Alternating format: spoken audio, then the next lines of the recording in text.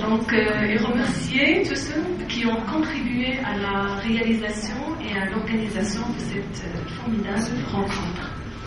Alors, la société civile est sans doute l'un des traits les plus marquants de notre époque, à tel point qu'elle est devenue aujourd'hui un acteur incontournable dans le fonctionnement des sociétés contemporaines.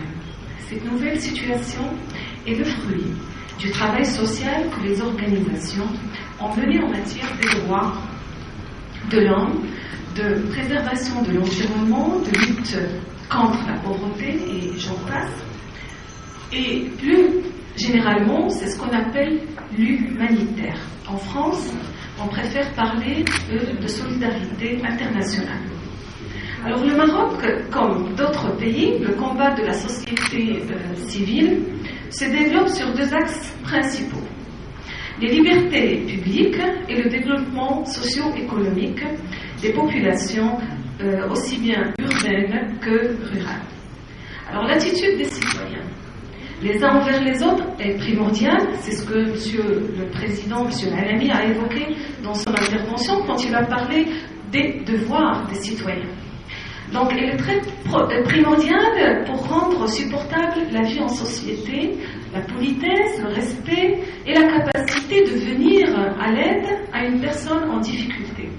Donc, ce sont des éléments capitaux pour une citoyenneté vécue au quotidien.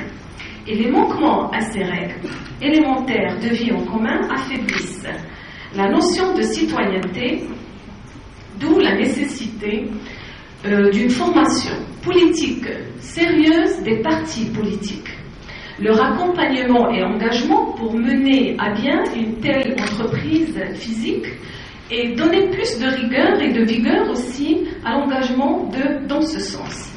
Il est nécessaire également d'évoquer le rôle très important de l'implication de la femme dans la société civile et dans différentes composantes de l'État. Il est primordial également de rappeler les droits fondamentaux dont elle ne doit pas être privée au même titre que l'homme.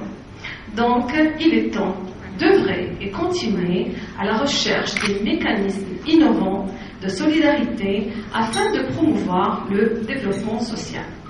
Car notre monde, comme vous le savez, ne saurait être un monde de paix et de solidarité quand tant de personnes dans le monde vivent dans la pauvreté, la précarité, l'exclusion, etc. Et ne bénéficient non plus ni de protection ni de sécurité.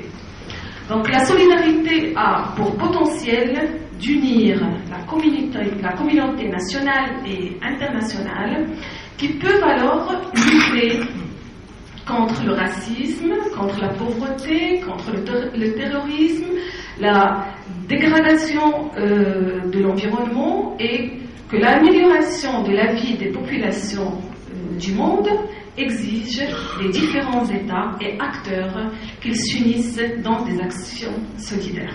Voilà, mesdames et messieurs, merci de l'écoute, merci de m'avoir écouté et de m'avoir prêté attention à ma petite et brève intervention. Merci.